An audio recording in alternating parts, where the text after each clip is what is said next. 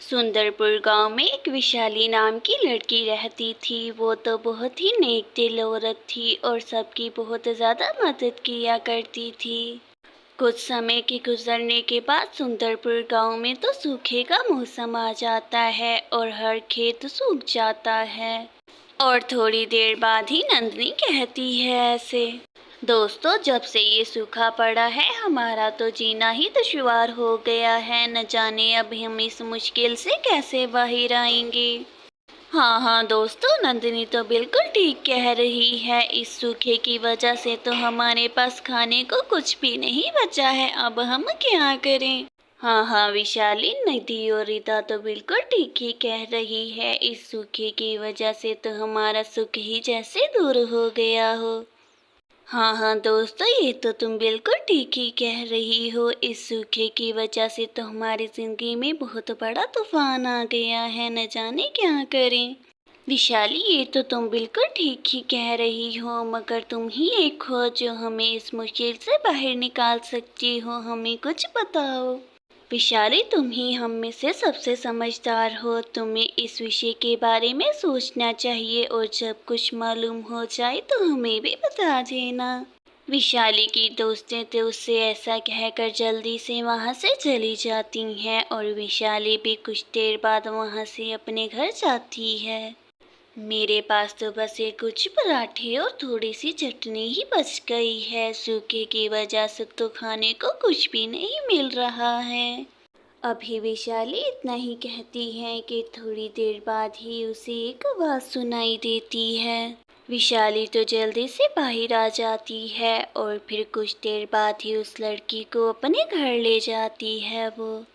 आप तो मुझे इस गांव की मालूम नहीं होती हैं, क्योंकि मैं काफ़ी देर से ही इस गांव में रह रही हूँ, मगर मैंने तो कभी भी आपको नहीं देखा। तुम बिल्कुल ठीक कह रही हो, मैं इस गांव की नहीं हूँ। मैं यात्रा से आ रही हूँ और मुझे बहुत भूख लगी है। तुम मुझे कुछ खाने को दो।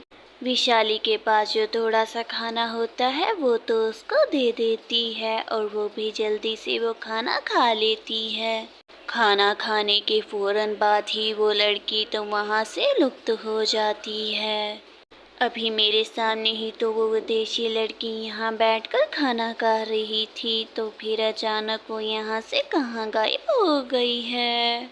ये कहकर विशाली तो जल्दी से सो जाती है और थोड़ी देर बाद वही लड़की उसके ख्वाब में आती है और कहती है, देखो विशाली, मैं तुम्हारी नेकी से बहुत ज़्यादा परेशानी हुई हूँ, इसीलिए मैं तुम्हें ये जादुई आईना देती हूँ खुशी से। मगर रेणुका जी, इस आईने का मैं क्या करूँगी। मुझे तो इस आईने की कोई भी ज़रूरत नहीं है, इसे आप अपने पास ही रख लें। विशाली, ये आईना ही तुम्हारी सभी मुश्किलों का समाधान है। इससे तुम अपने दोस्तों के लिए भी खाना तलाश कर पाओगी। वो शीशा देखकर तो विशाली बहुत ज़्यादा हैरान हो जाती है। आखिर मैंने ये कैसा ख्वाब देख लिया, और क्या वो यात्री लड़की बिल्कुल ठीक कह रही थी। यही मेरी मुश्किलों का समाधान है क्या। उस आईने की परीक्षा लेने के लिए वो तो जल्दी से ऐसे बोलती है।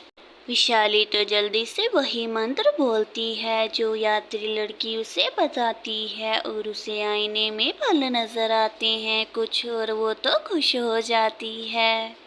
वो यात्री लड़की बिल्कुल ठीक ही कह रही थी। ये तो सच में एक जादुई आईना है। अब मैं इसको अपने दोस्तों को दिखाऊंगी। जल्द ही सुबह भी हो जाती है और विशाली अपनी सारी दोस्तों को एक जगह इकट्ठी कर लेती है और फिर थोड़ी देर बाद रीता कहती है, विशाली बहन, आपने हम सबको इतनी जल्दी जल्दी सुबह क्यों इकट्ठा होने के लिए कहा है। जल्दी से हमें कुछ बताएं भी। हाँ हाँ विशाली, हमें जल्दी बताओ, क्या तुम्हें कोई समाधान मिल गया है और ये तुम आईना अपने साथ क्यों लेकर आई हो। देखो दोस्तों, मुझे तुम्हारी मुश्किलात का समाधान मिल गया है और वो जो समाधान है वो तुम्हारी आंखों के सामने ही है, ये आईना। मगर विशाली, ये आम सा आईना आखिर हमारी मुश्किलात का कैसे समाधान हो सकता है। मुझे कुछ भी समझ नहीं आ रही है। हाँ हाँ विशाली, अंजलि बिल्कुल ठीक कह रही है। आखिर हमें इस साइने से अनाज थोड़ी ना मिल जाएगा, फिर हम क्या करें इसका। विशाली, मुझे तो लग रहा है कि तुम्हें भूख ने बहुत ज़्यादा सताया है, इस वजह से तो तुम हम सब के साथ ऐसा बहस कर रही हो। तुम सब चुप हो जाओ और चुपचाप विशाली की बात सुनो। वो हम सब के लिए इतनी सुबह सुबह यहाँ जो आई है, तो फिर उनकी सुनो। चलो दोस्तों, अब मैं तुम्हें इस आईने के जरिए बताती हूँ कि तुम्हें आज का खाना तुम्हारा कहाँ से मिलने वाला है। विशाली उन सबको खाने का बताती है और आखिर में रीता को भी। रीता, तुम्हें तुम्हारा भोजन पूर्व से मिलेगा, तुम उसी दिशा में जाओ, तुम्हें खाना अवश्य मिल जाएगा, मुझे पूरा यकीन है इस पर। विशाली, तुम्हारा बहुत बहुत धन्यवाद, जो तुमने हम सब की इतनी ज़्यादा सहायता की, हम तुम्हारा तहे दिल से शुक्रगुजार हैं।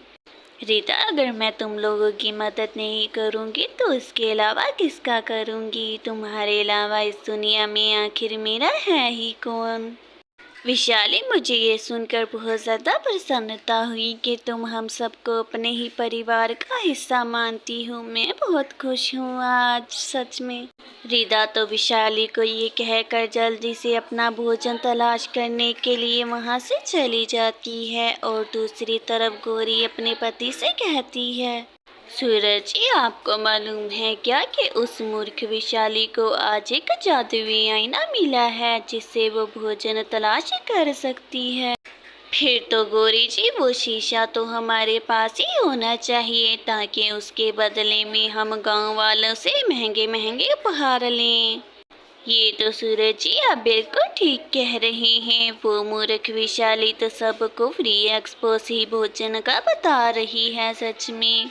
गौरी जी, वो विशाली तो मेरी सोच से भी ज्यादा मूर्ख निकली। भोजन के बदले में तो वो हम सब से जो चाहती वो ले सकती थी।